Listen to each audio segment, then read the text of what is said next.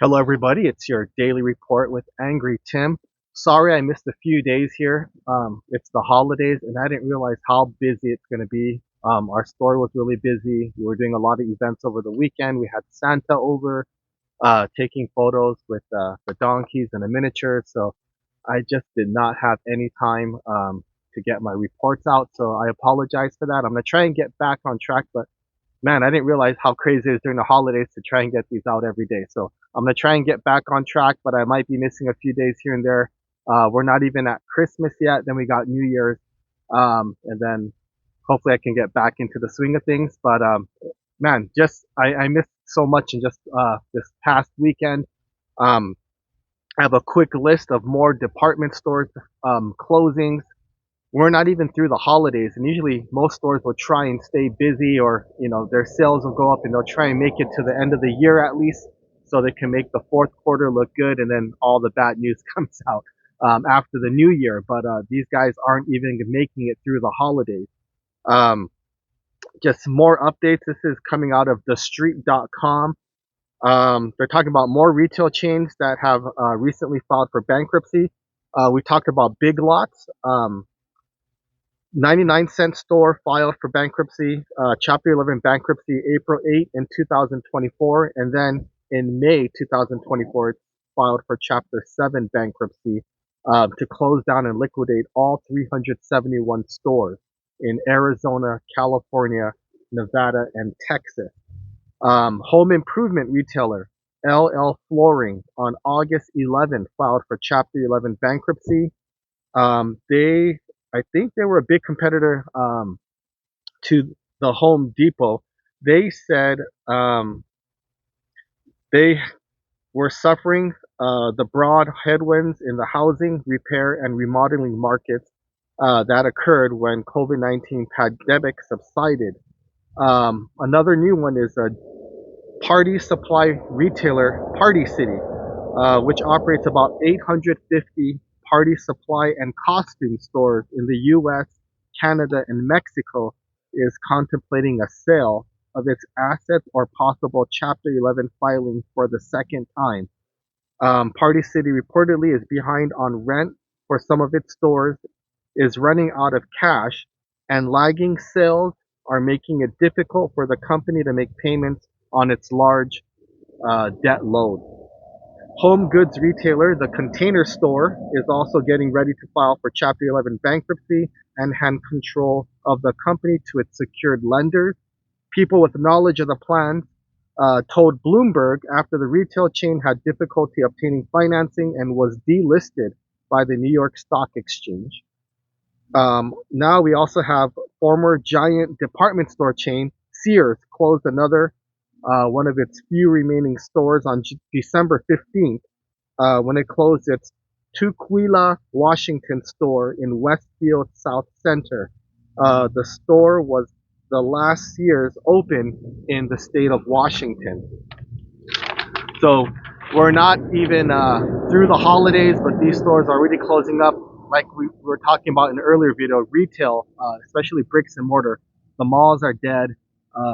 Retail shops were dead. Also, funny enough, the busiest stores were Costco and Walmart. It seems were the winners, and everyone else were losers. Not only are the retail stores having a problem, but also these restaurants. I have a list coming out of Vegas of some of the restaurants closing. Also, Dickys Barbecue. They supposedly are the largest barbecue chain in the United States, but they closed 100 locations this past fall. They're gearing up for another round of closures. They are citing significant decline in sales. Dickey's revealed in a franchise disclosure document that a total of 85 additional locations also closed last year. Franchises everywhere have not been immune to the current trend of declining sales, as brands like Eggie's, TGI Fridays, and Red Lobster have found themselves in a similar boat.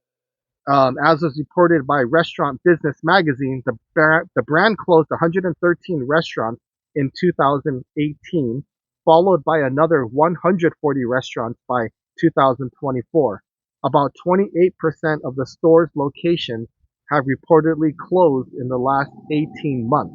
By the end of May of this year, Dickys had 385 locations left under its umbrella, of which the number is still dwindling. So they still have a lot of locations open, but I heard, it's very expensive when you go to Dickey's. They charge you per pound for the different cuts of meat you buy.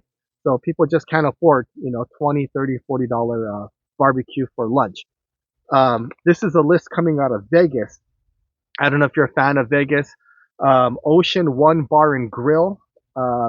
2 months after suddenly shuttering and then reopening just one day later, Ocean One Bar and Grill in the Miracle Mile shops at Planet Hollywood put a sign on the door indicating that the lease has expired and the restaurant is closed. The restaurant was hugely popular among tourists, namely for its $6 lunches and three cocktails for $12 special. This happened on November 13th, and the store door said management was looking for a new location. Another one closing is the downtown cocktail room. This opened up in January of 2007, right before Fremont Street East District started taking off. It was a pioneer both in location and concept for nearly 20 years. They closed on November 14. The owner says he no longer sees himself as on the cutting edge of food, beverage, and entertainment. Uh, the owner says the closure was a long time coming. Another one is Leah Lena's Bananas. This is a dessert shop that opened up. Doesn't have the date open, but it closed on November 27th. It had more than 100,000 Instagram followers. It was located in Southwest Las Vegas. Leah Lena's Bananas served heaping containers of creamy vanilla pudding with Nilla wafers, toffee caramel, and banana slices, as well as chocolate-covered fruits and other treats. So even desserts, ice cream, they are not immune to the slowdown in the economy. Another one here is called SAFTA 1964. They were open only for 9 months. They served hummus and fluffy pitas. They will close on December 31st. This is based out of Denver, and I mean it sounds good. They had crispy eggplant stacked with caramelized tomato and goat cheese, pomegranate braised lamb shanks over almond. Um, Sounds really good, but they're closing at the end of the month. And the last one on the list is DW Bistro, one of Las Vegas's most popular off-strip brunch restaurants, announced this month that it will close its doors next year. The restaurant is scheduling a series of events before it closes in April of 2025, leaving a few months to visit for midday meals of jerk chicken, waffles, and red chili pork bowls. So we have not only retail shops closing, we have a lot of restaurants closing, and we're not even at the end of the year, and they're already announcing future closings. It's kind of like they just threw in the towel and they're giving up on it. Labor costs, inflation, the high rent, the high insurance, and just the lack of spending. It's making it impossible for a lot of these just restaurants, bricks and mortar, to make money right now. So it's very, very tough out there. Let me know if you see a lot of local restaurants closings or retail shops closings in your area. Because out here, I mean, Vegas, it's very turnkey. There's always just some new store, new restaurant always popping up. So we're kind of used to that. But when you see things that have been there for years, or just a lot of them closing and nothing new coming in, you just start to see empty spaces. That's when you really start to notice things. But I got a lot more coming. This is just a quick update on a lot of things I missed over just the past weekend and the last few days. And I'll have another video for you soon. Your friend, Angry Tim.